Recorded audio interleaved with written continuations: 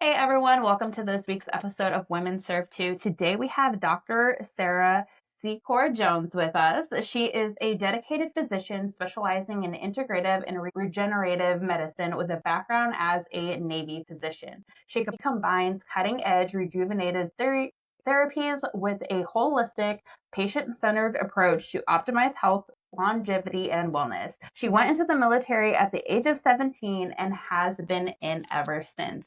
So, Dr. Sarah, thank you so much for being part of the show. Oh my goodness. Thank you so much for having me. I'm so excited to be here. I am super excited too because I know before we started recording, you actually mentioned that you joined the Army first, but you're a Navy physician. So let's kind of talk about a little bit about your military experience, why you decided to start off with the Army, and where that essentially took you. Awesome. Thank you. So it's kind of awesome. So when I was 17, I would say, lost soul, right? I was kind of all over the place. And one day my mom actually said to me, like, what do you think about like joining the army? And I was like, I don't know. And she took me to the recruiting station. And I'll never actually forget this. I remember walking in and she was an E8 at the time. And I remember like she looked huge to me, right? Like that's how I remember it. She's probably a very normal sized person, but like I just remember this woman towering over me, like her essence of like respect and all this stuff. And I was like, okay, I'm signing up like today. Right. And she's like, okay, blah, blah, blah. So I graduated and I did my 11th and 12th grade year together and I graduated. And then I literally left. And it was November 10th and I did everything they told me to do. I was 17, so I did everything they told me to do. I would come to the recruiting office and I would do these things and they did PT and they did all of that. So army was just kind of like, hey, do you want to like go in the army? I never really looked at other branches. I was like, yeah, you know. And then my actual recruiter was a infantry guy who just got recruiting duty, right? Who didn't want that. He wanted to be a drill sergeant. And I was the first person he put in. Great guy, amazing. But he was kind of like, this is not what I want to do. And so, interestingly enough, we've been in touch ever since, which is awesome. So, I went in actually as a combat engineer. At that time, it was a 12 Charlie. I said to them when I went to MEPS, you know, that big day you go to MEPS, I was like, I want to get my hands dirty. Like, I am not going to sit behind a desk. And they're like, oh, you want to be a combat engineer? I'm like, okay, that sounds really cool. Well, it wasn't as cool as it sounded. So I went and I was on active duty actually for 5 years. My first duty station was Germany. I was actually deployed to Iraq in the first war out of Germany. And I spent 14 months there and then came back, went to Fort Polk. And then I wanted to go to nursing school actually. So I finished my time and I got out. I went to nursing school. I got commissioned as a second lieutenant in the Army. And that was interesting. And went to OCS and did all the things. And then I actually went to medical school. I went on a medical school scholarship for the Army. I got out of medical school and I was actually I am an emergency medicine physician and also trained in those other things that we talked about in the introduction. And I stayed in actually for quite a long time in the Army. But I was on, because I'm an emergency medicine physician, my op tempo was very high, even as a reservist. So the deployment rate, I was in an forward surgical operating battalion. So the deployment rate was really high speed and it just wasn't conducive to like my life with kids and stuff. So interestingly, I met my husband in the Army officers. He was also an Army officer and he's a nurse. And he actually had gotten out and it was like a year later and he was like, wish I stayed in. And I was like, well, then look around, like talk to other people, you know? So the Navy recruiter came to our house and I was like, wow, this sounds like really good. Like you can do your 2 weeks any time of the year. Like it's not in the Army. I had to do it at the same time, go to the same place. It was always in the summer, you know, and it's not ideal for kids. And I was like, this sounds really good. So my husband actually got in the Navy. And then that's where I got the idea. I was like, ooh, maybe I should like switch over. And so I literally, like, it took a whole year to do. And then the day that I actually got my Navy commission, I got active duty orders for the Army to be deployed for COVID. And I said to the Army, like, I have my orders. Like, I've been waiting. I have my orders. And they're like, too bad, you're going and you're not getting out until the end of the deployment. So I went to New York City for COVID and did all the things that I was supposed to do, and then got back out. And then I was able to come to the Navy, and I've been to the Navy ever since. So it's been a pretty cool ride. So are you reserve still with the Navy?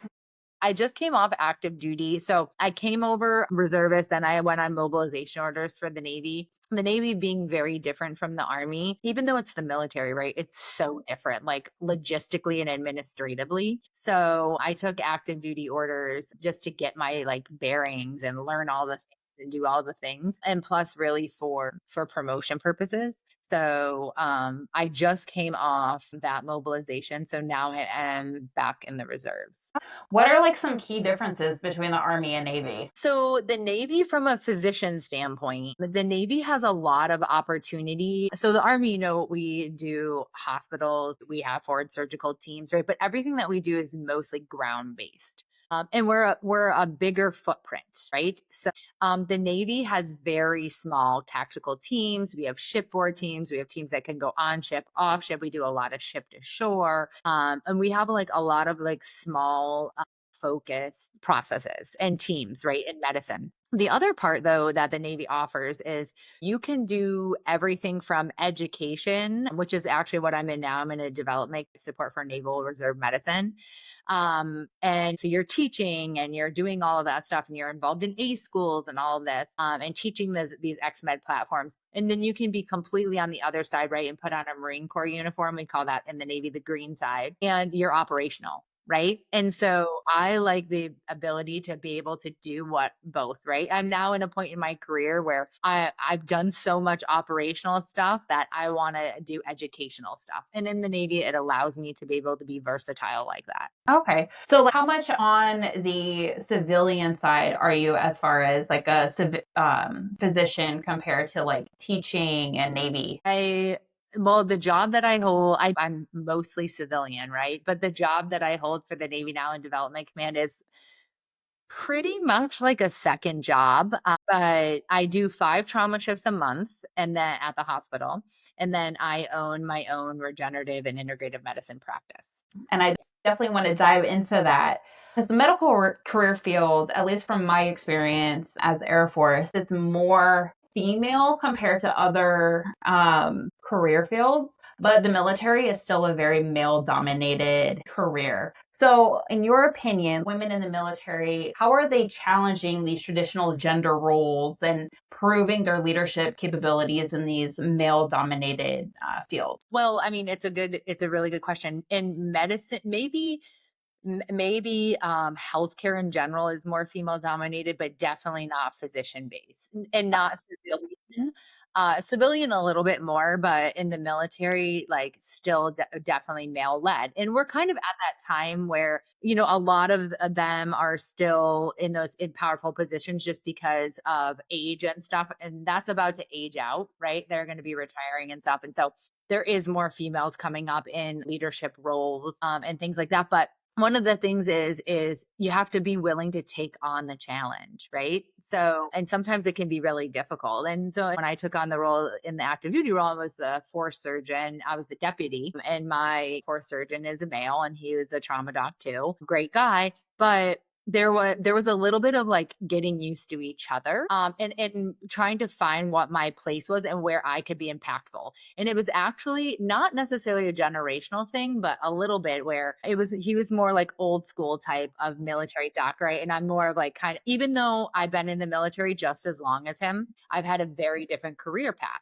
And so it was like we had to find the balance of bringing the old school to the new school. And that responsibility was really on me because he would have let it be however it was. And that's not a dig at him. That just is how it is. And I wasn't okay with that status quo, right? And so I proved my skills as a physician, right? And my knowledge and things. And then I tried to find an innovative way for the new and the old basically to kind of work together. And we were able to do that very successfully. I had all the innovation and the ideas and those things. But guess what? He had all of the network, right? He had this network because he'd been in the Navy for 20 years that I didn't have. So it was collaborating those two things together. I'm like, hey, sir, like that we should fly drones and do this and drop blood, and we should do this, and we should bring these simulation suits, and I should teach all of these people in different countries, what we do for naval medicine and how we triage and how we do.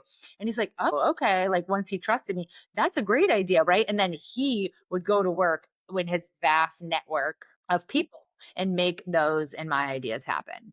And I think it's finding the way and being, and we know this in all of military, right? It's being adaptive. If you're like, you see a problem and it just stops you in your tracks and you don't do anything, you can't go past it, you're never going to get past it. Did you ever find it hard to bring up your ideas and to try to bring in that new and getting shut down because one, you didn't have as much experience in the Navy and or because you were a female? Yeah. And you can't, it's one of those things where you just know it's happening, but no, like you can't say like, you're not listening to me because I'm a girl, right? Like it doesn't work like that, but you're like, that it's happening.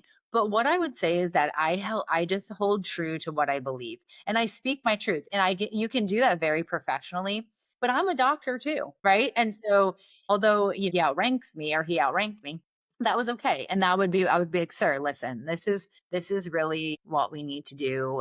And also it's about creating another network, right? It's not just about your interaction with one person. It's how you build that network and that command that you're in. And so I also think that he saw that, right? So I related very well to the Marines, right?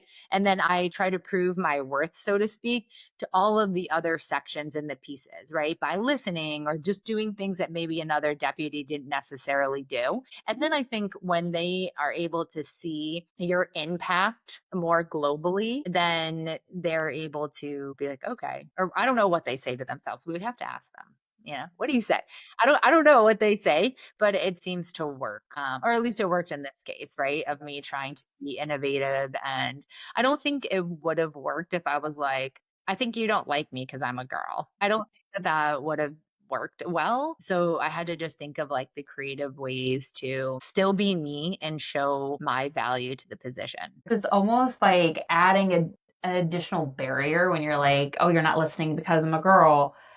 And you're right, you're still a doctor, you're still very knowledgeable, and you went through the same training, but sometimes it is still like another barrier because, like you said, physicians are more male dominated, military is male dominated, and that's what they're used to. A lot of women in the military do face, unique challenges, and these experiences do cultivate strong, adaptable leaders like in and out of uniform. So, what advice would you give those women who are trying to come up into the ranks and trying to stay true to themselves? I would say one of the biggest things I think is so helpful is creating a network of people that you can talk to and you can run ideas off. And that's like anytime I went to a new command, that's the first thing I would do.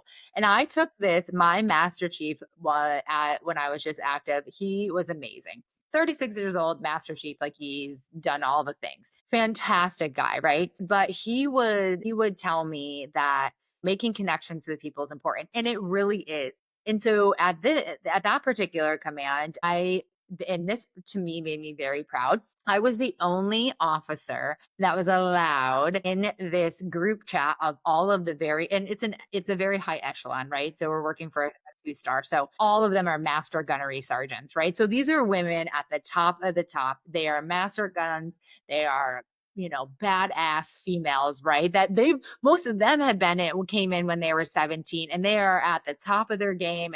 And so I surrounded myself with them. And then I was the only officer allowed in their group chat. Right. Which was pretty cool. And you just really surround yourself. Like I would give them ideas. They would give me ideas. Now we all had different problems, right? We're talking about a master gunnery sergeant that's an admin Marine, right? Or a master guns that's doing supply, right? Like one actually that was doing PR, right? Like very different problems to solve, like in mine, like being a physician, but really the same. Like at the baseline, to be honest, we all had male bosses that sometimes annoyed the crap out of us, right? And it was different. I'm an officer on a different level, but they're master guns and they're trying to deal with an O 05 but the problems were the same. So, like, really having a strong network of people. It doesn't have to just be women. Like I told the master, our master chief, like he was amazing, and I'd be like, and I would like give him a look, and he would give me a look, and I'd be like,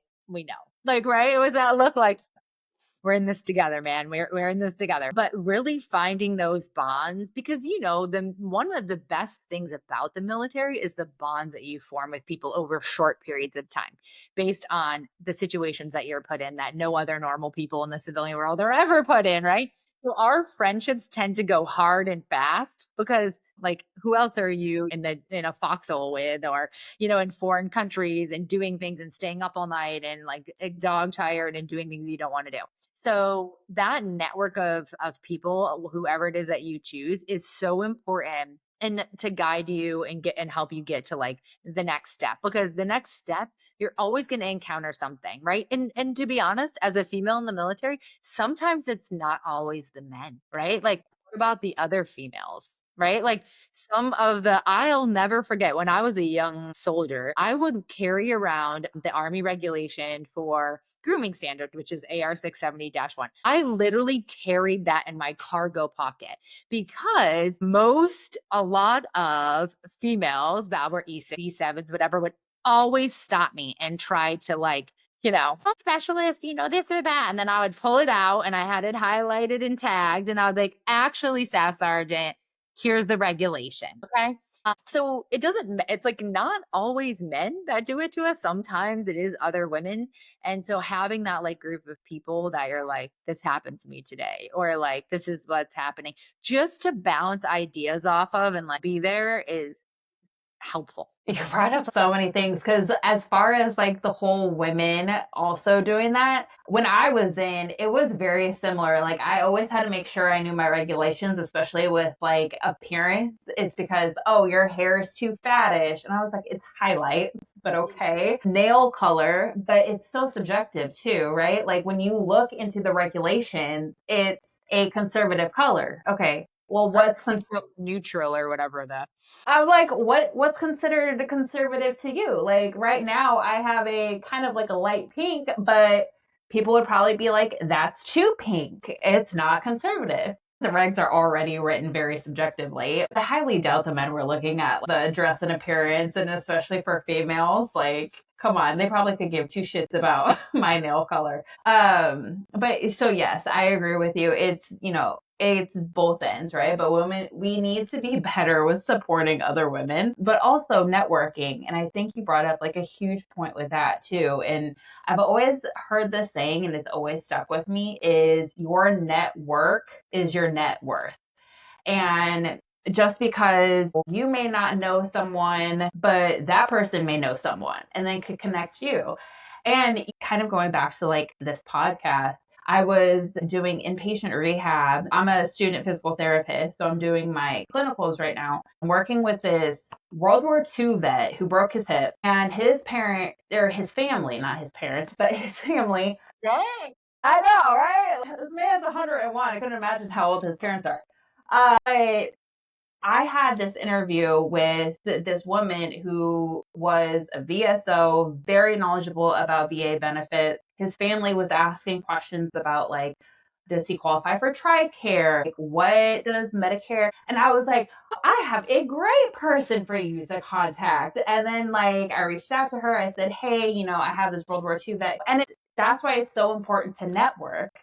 But I am personally, believe it or not, am an introvert. So it is harder for me in bigger settings to try to network. What advice would you give people who aren't comfortable networking, or say if they're a lower ranking trying to network with supervisors and superiors? Yeah. So I always say my thing is your vibe attracts your tribe, right? So I like that.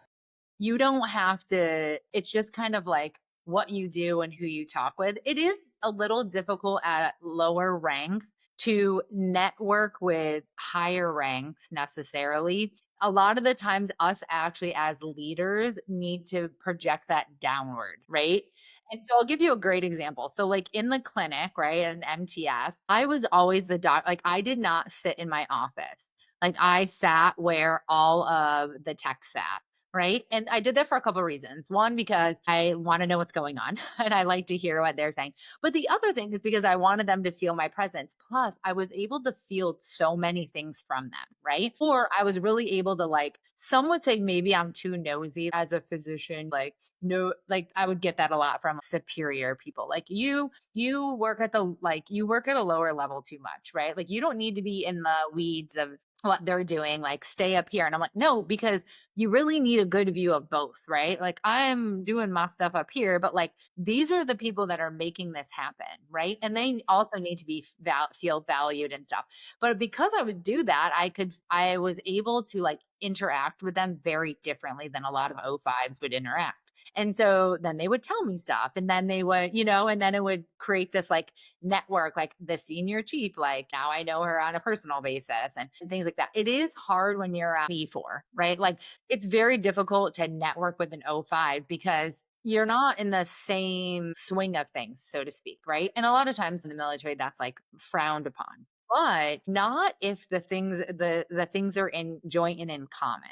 Right. So you just have to find like what those things are. And sometimes in the military, it's not possible, like just based on like regulation and this. So what you do is you look to the next thing. You get your, you have your group. You're always trying to, I always say, if you're the smartest person in the room, leave, because that room isn't going to help you, right?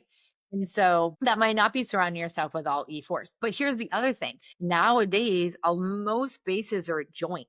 And so that creates an even bigger, amazing opportunity, right? So, like right now, I'm planning this whole exercise that actually is going to be occurring at the end of the month at McDowell, and it's a complete joint exercise. So, us Navy, we have a big portion. Air Force, we're working very closely with our Air Force counterparts. I mean, literally, me and the one lieutenant colonel are like this right now, right? Like, her and I have been talking like every day, or going through heck to get all this stuff done.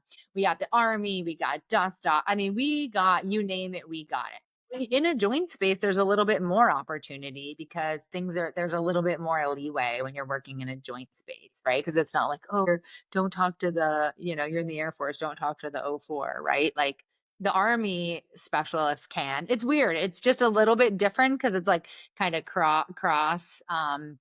uh, cross branches, but the opportunities are there. You just have to go looking for them. I do kind of like the whole, for things to happen, you also kind of have to find ways to make it happen, right? Like, if everything came my way, it'd be way too perfect, right? You have to get outside your comfort zone. But I do also like that whole joint, right? Like, even though we're one big military force, like, there's so many differences between each branch that you could learn and potentially bring back to your unit. Like, I didn't know the major differences between Army and Navy. So that's why understanding each other and making sure you have that connection as well is also really important, in my opinion. Yeah, it so is. And it's actually kind of cool, right? Because everybody does something a little different. And so like it's also supportive, right? I'm like, why do you guys do that? That's so weird. And they're like, yeah, you're weird too. Like, it's just seeing people in different realms and going through different things is just very supportive.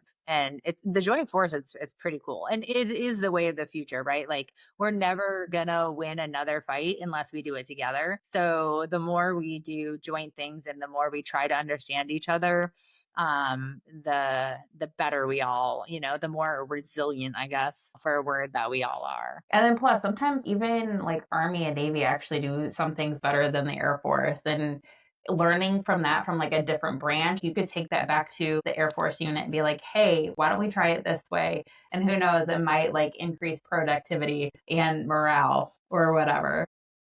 And the more ideas you have and bring back, like, you know, the better you are, right? Or the better information you're bringing or providing, or even if you're only providing it to who you impact, right? Like, Mhm. it's not always necessarily about like, we always strive to reach for something a little higher. That at least that's me. That's my personality. I know it's not everyone's personality, but I'm always like looking to the next thing. Like, where can I make another impact? Where can I make another impact? But a lot of times, and especially early on, so when you're like the second lieutenant, right?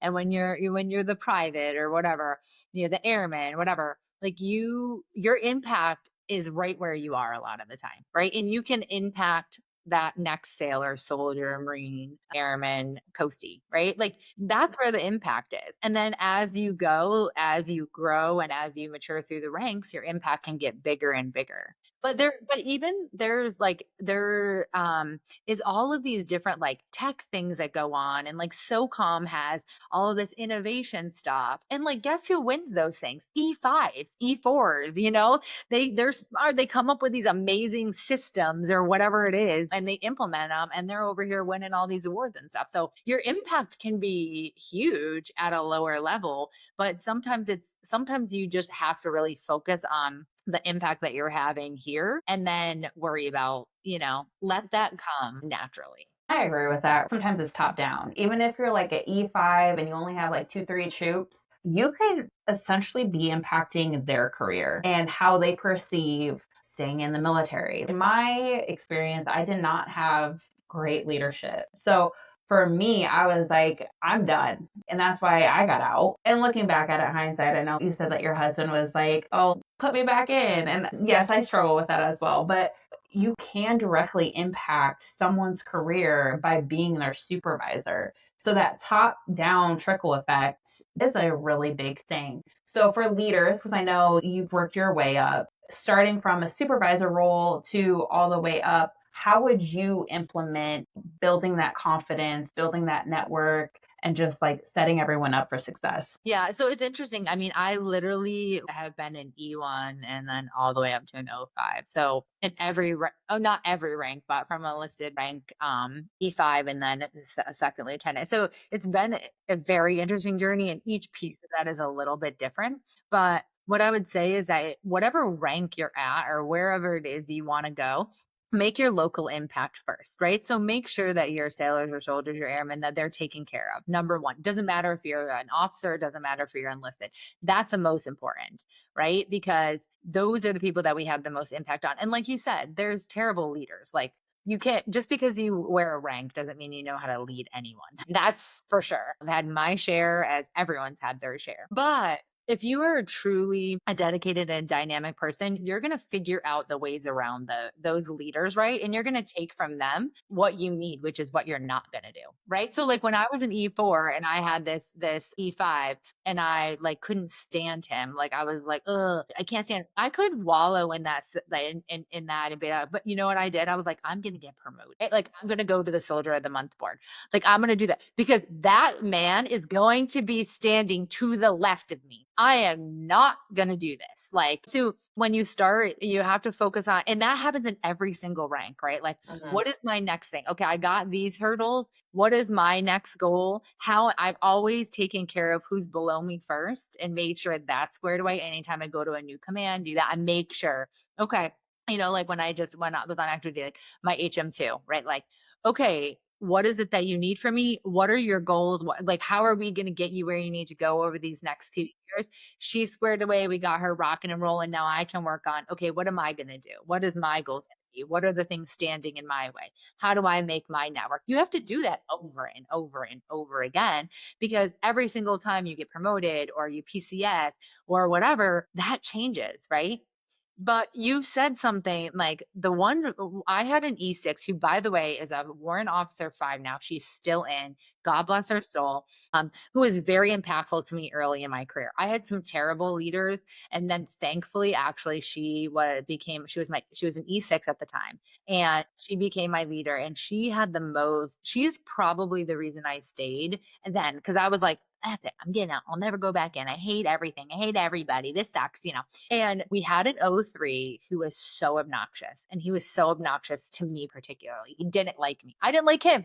So who cares, right? But like he did not like me. And she said to me, she was like, I was an E4. She said, you need to remember that in the military, nothing is permanent. She's like, this isn't like a civilian job where this person stays here for 30 years. She's like, someone will always leave. It will always end. They'll PCS, you'll PCS, they'll go to a school, you'll go to school. You gotta figure it out while it's right in front of you. But it's not permanent, right? Like you can do anything. It's not permanent. And that always stuck with me. I was like, I can do anything because this isn't permanent. Like they're going to go bye bye. I'm going to go bye bye. I'm going to get promoted and get to a different job or section or whatever it is.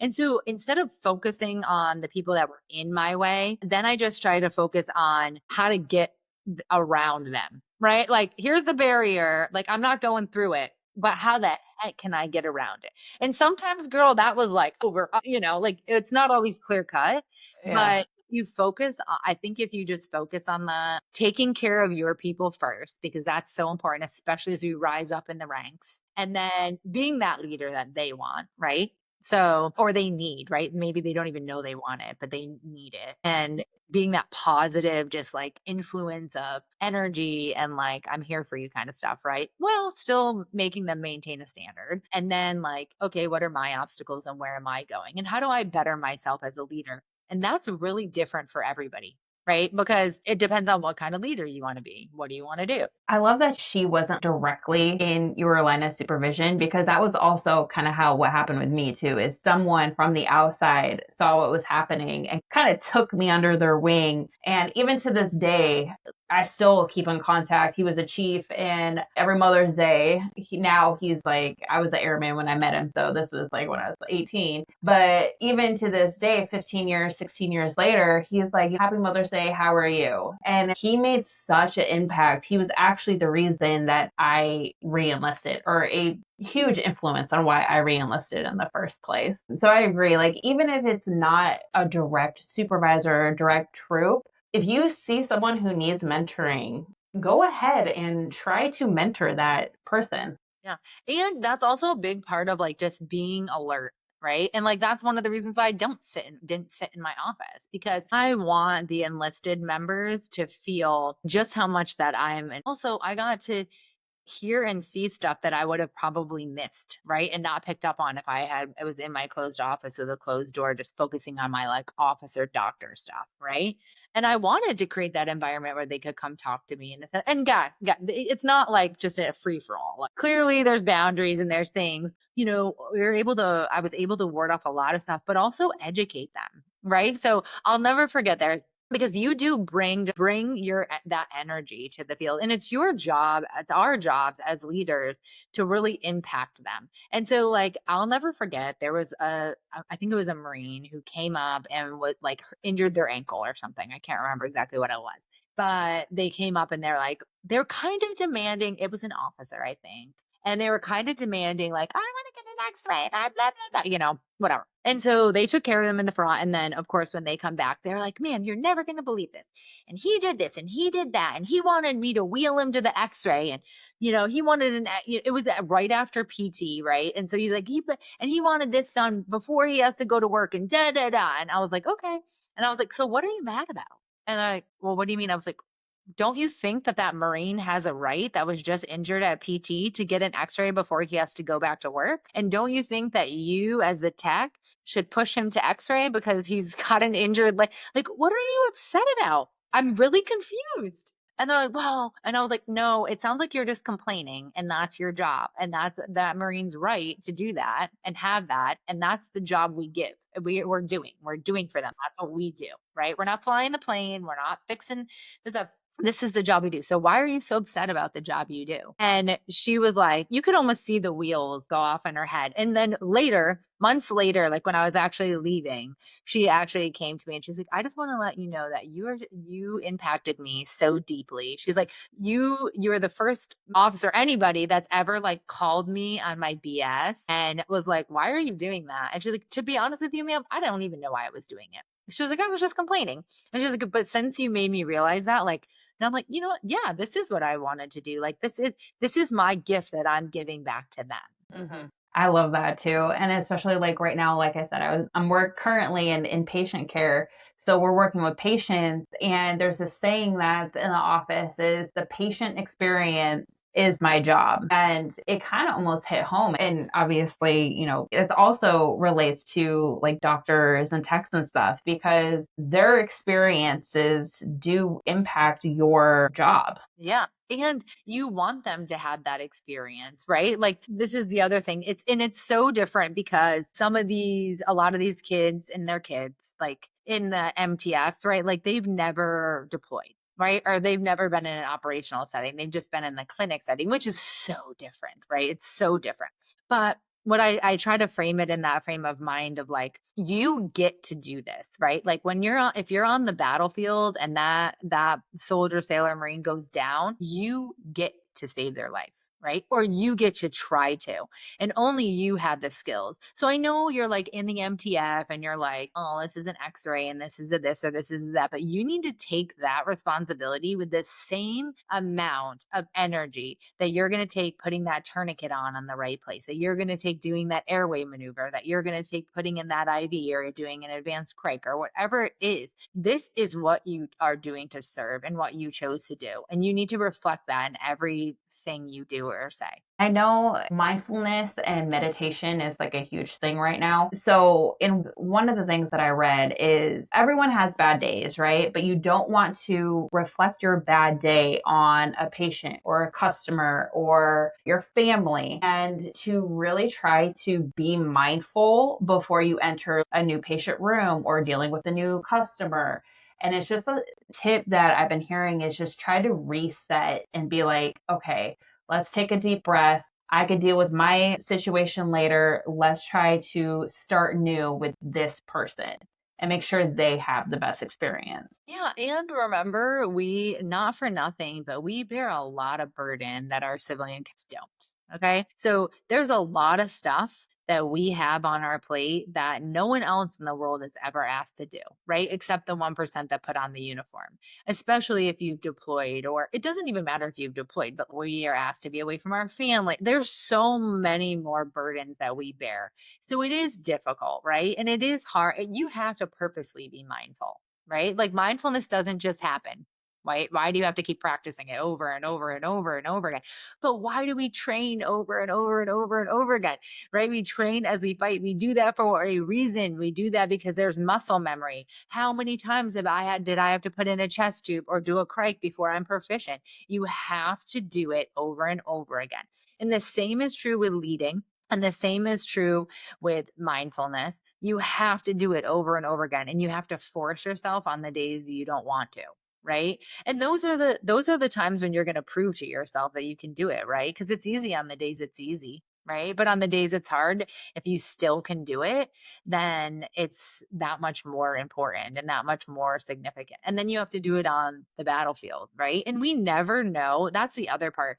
You never know the burdens people are bearing. And that's true in a civilian life, right? But you never know. Like, I don't know what happened to you today. Like, you could be having the worst day of your life. A family member could have died or something, and you're here doing this because that's what you love and you're passionate about, and you're not showing anything. So, like, nobody knows what we're all going through or the burdens that we bear. So, trying to give each other grace is extremely important. And that it also is important in becoming a leader, not just for those that you lead, but for yourself. So, if you can't give yourself grace to fail, and we're very hard on ourselves, especially as females. Like, I'm sure males are hard on themselves too. I'm not a male, but like, I'm sure they are. But like, especially as females in the military, with all of the things that we have to go through, we have to also learn how to give ourselves grace and how to be okay with being where we're at for the moment. And we may need that plan. I'm a planner, right? Like, I need the next thing. I need to think about the next thing.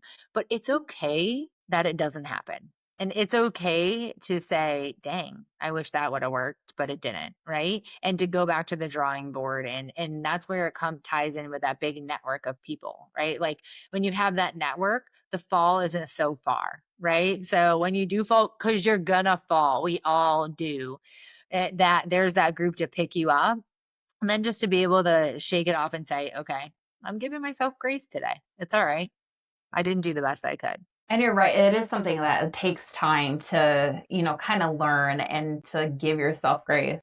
I myself am probably a little too hard. Like, I'm going into a career field where people 10 years younger than me are starting off. And it's like, okay, why am I late to the party, or why is this? And then sometimes like having that network, like for me, my husband, he was like, Brittany, you served 8 years in the military. You did this, this, and this. These kids just got out of school. He was like, give yourself grace. You've done more things than you're giving yourself credit for. And that was gonna serve you tenfold. What your experience and yeah, I did the same thing because I mean I graduated med school pretty young, like still, but still there was people that were my attendings that were 5 years younger than me because they like went right to like 18, right to 4 years, right. And I would do the same thing. I'd be like, dang, and then I'm like, What am I danging about?" Like there is the life experience that I have alone from my military training and my military that only makes me a better doctor, a better mother, a better human.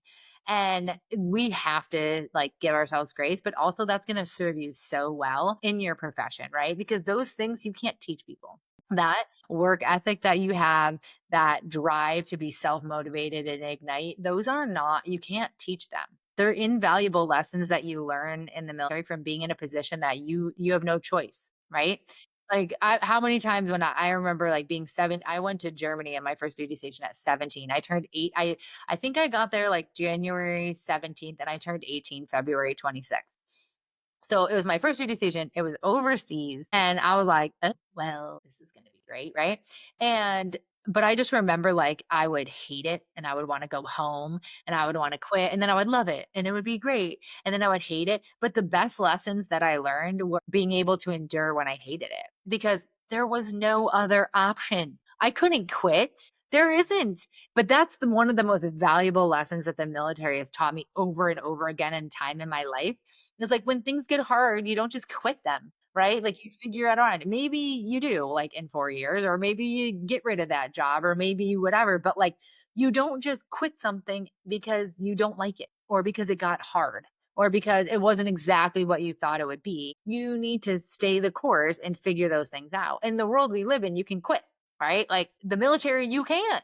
I'm like, okay, I'm going home to New York. See you later. No, like that didn't happen. That couldn't happen. It's like, yeah, okay, maybe in 3 years. Go ahead. Right? But that's like those are such valuable things. And you said something that really I want to make sure that everybody, not just females, but especially female veterans understand that your service is invaluable, right? And that yes, it's like it does feel like that sometimes. They're like, oh well, crap, I could have did this 5 years ago or whatever. But like you have the experience and the expertise and the life skills that none of those others. And I do hope people listen to that because I know, especially with female veterans, we almost downplay our service. At least that's when interviewing a lot of other fellow female military slash veterans is we do tend to downplay our service or not be as vocal that we're a veteran compared to our male counterparts. Like with the male counterparts, they're wearing the veteran hat, the veteran shirt, the veteran everything. And then you don't really see that a lot with women. And sometimes they do think that their service doesn't count. So I'm When it glad you said that. Yeah. It counts, girls, ladies. It's important, right? And I don't know, just look back. I always just love looking back at history and looking back at women in World War II and what their impact was. And like, number one, how far we've come. But number two, we've always been present, right? And we've always done great things. And we're going to continue to do that. And the like, this is why I love the fact that you have this podcast and that you're bringing this to the forefront and you're talking to people and you're allowing them to tell their story because their story is important and it's significant and we're not going to get left behind in the dust, but what we do is significant and there is challenges that are unique to us just like everything else. And forming that group and having that coalition, right? That's how I think of it. That like in medicine we have a group called the Physician Moms Group, and it is 80, I think we're at like 82,000 women physicians. This group is unbelievable. I've seen miracles happen in this group, right? Like I saw one time someone was in a country like far, far away, and they're like, my kid has this problem and it needs a surgery. There was a physician mom there that was that type of surgeon that came to the hospital and operated on this kid. Like you just seen so many like crazy things happen. And that's how I feel about like women in the military, right? It's like we are a coalition, right? A force that shares unique problems and unique perspectives. And if we bond together, there's nothing that can stop us. Mm-hmm. 1000%. And it kind of goes back to what you were saying about networking because you don't have to physically be somewhere to network. I mean, there's so many Facebook groups. even though my Facebook is still hacked. That's actually how I reached out and got you to be on this podcast, was through the Women's Initiative team Facebook group, and just building that network. And so you don't need to physically be anywhere. You could go into so many different groups, Facebook groups, group me's, cords, whatever else is out there that are for the younger generation. I feel like I'm getting to that point where I'm getting old, where I don't know what's new anymore. Discord, girl, you're still young. You said Discord. But I mean, network, network, network. Always be networking. It does play such a huge impact. And you brought like, if there's one thing that we can like end with and stress, that would actually be it, right? I think that everybody's gonna face, especially as females, we face very unique challenges. A lot of them are baseline the same, but everybody's challenges are going to be a little bit different based on what you do, how you serve, where you are. Geographic things even are very different. But if you surround yourself with that coalition, right? If you go in the Facebook group, like this one Facebook group is so powerful. Yes, there's a lot of people, but the power that I see in there is just unbelievable. And that's how it can be, right? Like you get in those networks, you find those groups, and you use that to help you. If you don't have it locally where you are, or you don't have it, try to form your local team. I'm sure probably everyone has watched Grey's Anatomy. And I always would say, like, find your Christina, right? Like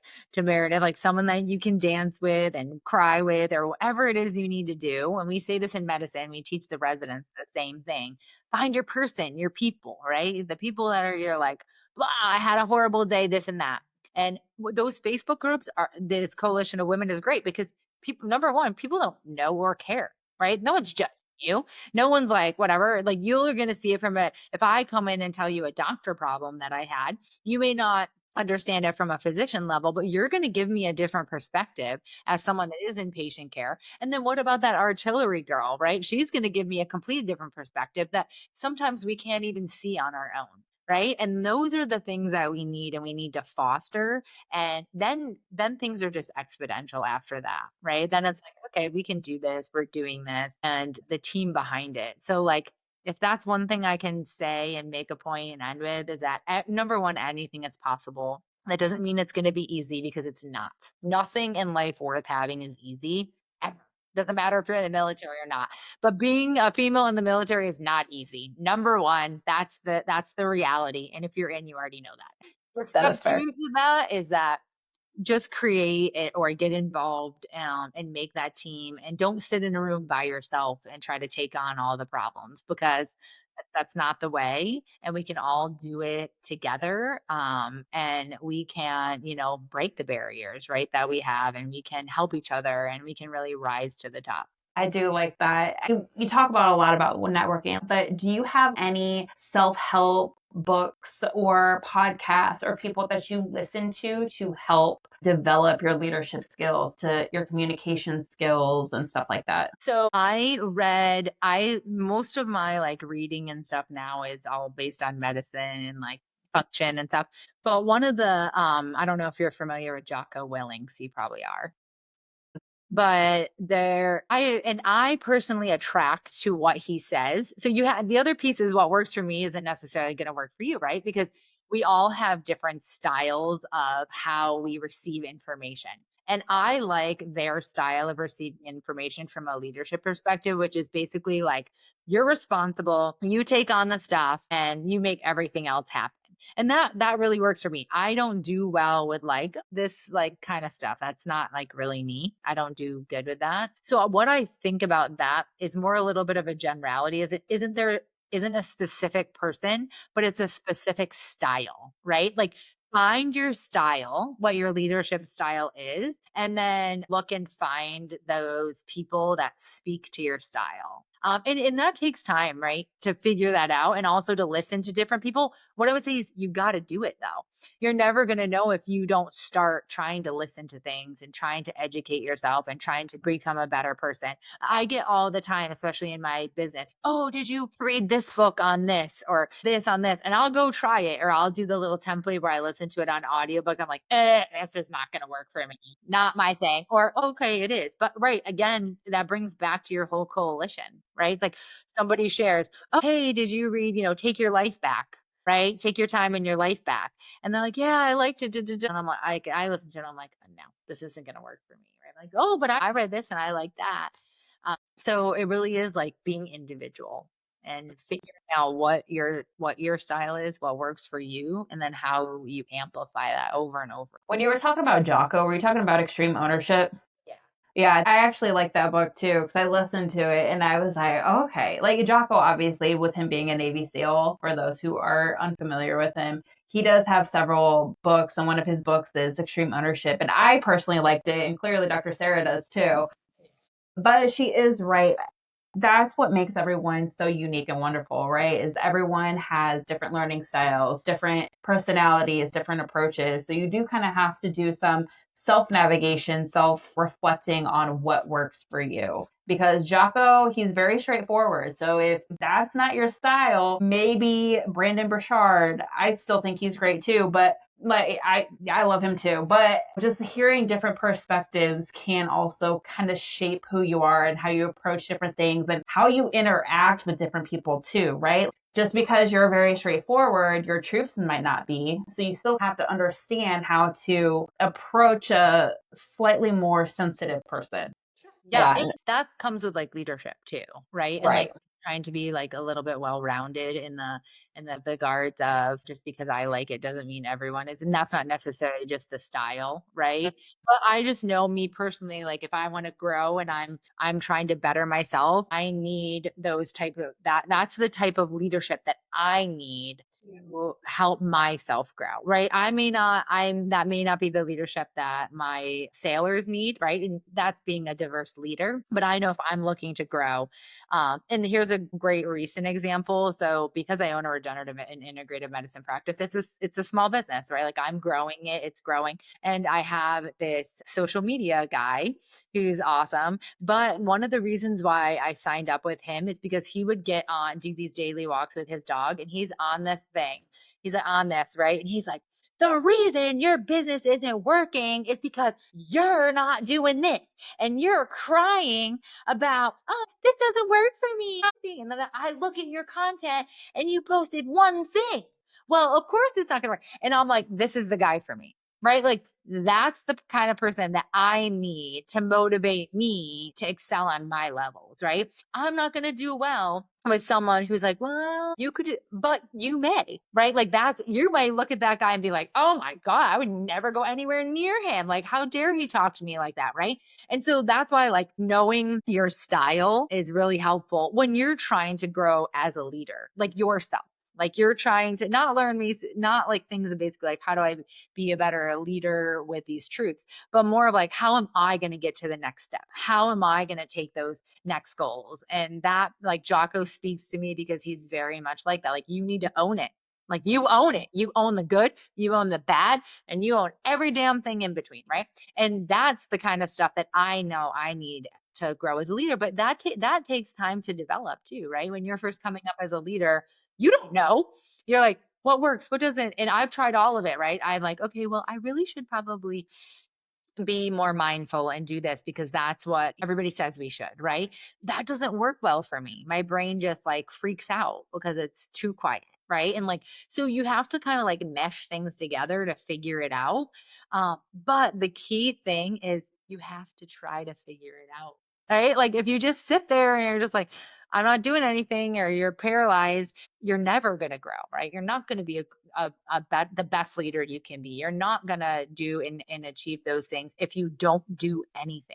And that's the key thing. Make your coalition of people and do stuff. Just try. Okay. And when you fail, give yourself grace, but it's okay, but you have to try. And speaking of trying, you've mentioned you own your business. So talk us through like how your leadership skills, your time in service, and everything that you learned in the military translated into you creating this business. Yeah, it actually really stemmed actually from the military. And the reason is, so one thing great about being a trauma doc is when you're down and out and you're bleeding out, I can cut your chest and I can intubate you and I can do all of these things. But there was so much more when I saw when everybody was back home, right? And I was like, what?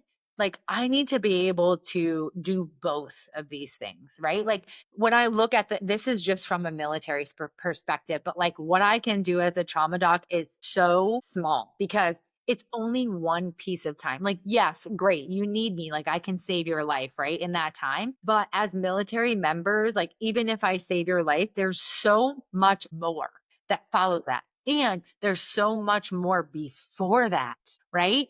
That is so important. And when I got back and I started like just looking at sailors, soldiers, Marines, airmen, and like just seeing the things that they were dealing with. And then also seeing people that have never deployed, right? And just the stuff that they were dealing with, just pure military stuff. That's where really my love for what is integrative medicine, but really lifestyle medicine and those types of things. So I got on a tri-service board for lifestyle medicine for the military. It was headed by the Air Force, which is awesome. But you guys also have a lot more money than us poor needy folk. So you can do these cool initiatives. And what are we doing? We're focusing on sleep and we're focusing on decreasing stress and we're focusing on eating and all the things that, by the way, SOCOM or, the special forces does. Right. So why wouldn't that pertain to our normal force? Right. If you want to be an elite person in your field, how do you do that? Well, number one, you have to take care of yourself. So that the military actually really the focused me on this is what I want to do. And I don't, yes, trauma is fine, but I want to have a bigger impact. Right. I want to be able to work with you on a daily, weekly basis, whatever it is, as my patient. I want you to know that you have a doctor who values you and who listens to you. And I'm going to get to the bottom of whatever this is. And it may not be perfect and it may not ever be, but we're going to do it together and we're going to be in it together. And I said to myself, like, when I come off active duty, I'm not going back to the hospital full time. I'm going to work 5 shifts until I grow this business into what I want. And I need it. I want it bigger. Of course, I need it bigger, but it is so darn rewarding. Right? It is so darn rewarding. And one of the cool things we do participate with a group here and we do veterans retreats. And I did a women's retreat and we give them IV therapy. That's what we do. That is one of the things we do at my practice. It was awesome. We had 15 amazing women. My husband was one of the nurses and I had another nurse come and we gave everybody IVs. And then I talked to them about sleep and just like simple stuff, like very simple stuff. And it was so darn rewarding. And then the best thing that came out of it, I'm like, does anyone have a scar that I can help revise? Like, I really wanted to do that. And one of them, and she was actually, was in the Coast Guard and she had a horrible scar on her abdomen. And I worked on her and she sent me a video not very long ago that made me go into tears. She was in an infrared sauna and she was like, and she had the phone propped up and she's like, Dr. Sarah, watch this. And she went up and she went back and she's like, I could not do that a couple months ago without having pain. And she's like, thank you so much. And it was like, and to me, I'm talking to the video, but I'm like, no, thank you. Right. Like it's rewarding to be able to practice medicine the way I want. And hopefully, that will also be working with more female veterans. Interestingly enough, talking about networking and building a coalition, someone on a local Facebook page had just posted, this also made my heart very happy, had just posted their licensed clinical social worker. And they were like, hey, is there any integrative medicine, MDs or DOs that have any experience with female veterans with sexual trauma? And I actually didn't even say anything first. The only reason I saw the post was because 2 of my clients posted on there. Well, one girl was like, hey, to one of my clients, hey, what about the doctor we were just talking about last night? And I was like, oh my God, like they're talking about me in a good way. And then she was like, oh yeah, Dr. Sarah, this and that. She's in the Navy. Like she would be perfect, blah, blah, blah, blah, blah. And then someone else had like mentioned me too. And I was like, oh my gosh. I was like, this is talk about networking, right? Like this is it. And then I was like, wow, can you imagine if I could like have these women in my practice and like the impact I could have with them, and not only the impact I can have on them, but the impact that they give me back, right? It's a win-win. That's the part about growing this coalition. If you're going to get stuff, but they're going to give you stuff, right? And you're going to give them, it's like unbelievable. And so we're working on a thing. Hopefully that comes to fruition, but it's just amazing to be able to practice medicine the way I want and have the time to work with patients the way I want. And we all know, like from a military perspective and even in a civilian perspective, the medical system is broke, but in the military it is, right? It's like, okay, well, just blah, blah, blah, blah, blah, and then go to the VA, and the VAs are trying to get better and God bless the system and all of that stuff. But like, I'm like, we leave people out to a broken system right now. Right. And like, we need to be doing better. And there's so many people that's what we're trying to do, kind of surround ourselves with them. We don't have a lot of veterans in our practice. Gosh forbid if you live in the Sarasota area, come be part of our practice. We will take care of you. But like, wouldn't it be wonderful if like that came to fruition and happened? It would be so beautiful. I love that because, especially as a student physical therapist, that's one of the things that they're really teaching us is that holistic approach. Like, it's just not rehab, it's also prehab. Well, let's talk about sleep. Let's talk about nutrition. Let's talk about this oh my God, epidemic. And let's start using different approaches to create more of a holistic approach to wellness. And I just love what you're doing. I know your clinic is in Sarasota. Is that the only way you can work with people, or can people work with you online? Do you telework Yeah, with so we do. people? We have an office in Sarasota and Bradenton, but you would have to be in Florida. So that's the only thing because our business is in Florida. I do telehealth services and I am licensed in a bunch of different states, but we haven't grown that portion out. Now, we certainly could if the need was there. Like, we definitely would do that. But telemedicine is a big portion, actually, of what we do. Mondays and Fridays, all I do is telemedicine. So, yeah, they could work with us in those ways, but you have to be kind of local as of right now. What are some of the states that you can telehealth for? Texas, Georgia, Tennessee, New York, Michigan. We're over there. I just got Nice. through it. Yeah. How can people get a hold of you if they wanted more information, or just essentially to connect with you, to AKA network? Yeah, absolutely. So my Instagram is lesh.life.style, lesh.life.style. You can DM me there. You can see all my corny little videos and stuff, which I love. I was so terrible at them, but now I feel like good doing them. Practice makes perfect. You can also see a really funny video of me falling off a chair. Oh my God, which was organic. Or you can also email me at info@leshlifestyle.com. And I'm on Facebook too, like regular Facebook under Sarah Secor-Jones, which you could also reach out to me for. Doesn't have to be on my professional site. But like, I would love to hear from people. Also networking, right? The same thing, right? If there's something I could do for you, that would be great. Even if it's not like you don't live here or whatever, but if I could be helpful in any way, if you have a friend, just like you said, the networking is so important because you just never know. The last point on networking to make sure to say drive this home, and I just thought of this because it happened to me yesterday. A girl that I went to high school with apparently posted on Facebook that her uncle lives here and he's like missing and all this kind of crazy stuff. And one of the other girls that we went to high school with tagged me in the post and was like, "Hey, can you help?" And the girl had like, "Hey, is there any doctors or anyone in this area?" Blah, blah, blah, blah. And so like I literally like reached out to her and she called me and like we called the police, blah, blah, blah, blah. And I don't know if she found her uncle yet, but I was like, that's kind of crazy. Like, they're in New York, and the fact that I could help was like kind of cool. So just network, network, network. So if there's anything I could possibly ever do for you or you think I could do for you, I'd be happy to talk to you about it. Dr. Sarah, thank you so much for taking the time and sharing your expertise, your knowledge. Just you're amazing. And I'm so grateful that you were able to take some time to do this episode. Any last and final thoughts? No, I will first off thank you for having me, importantly. And really, I would leave you with focus on what's in your control and building that coalition of people that can help you at every angle and just give yourself grace daily because you can do great things and you will do great things. Just surround yourself with the right people and know that it takes time. Nothing happens overnight, but with the power of each other and the power of positivity, we really can break any barrier possible.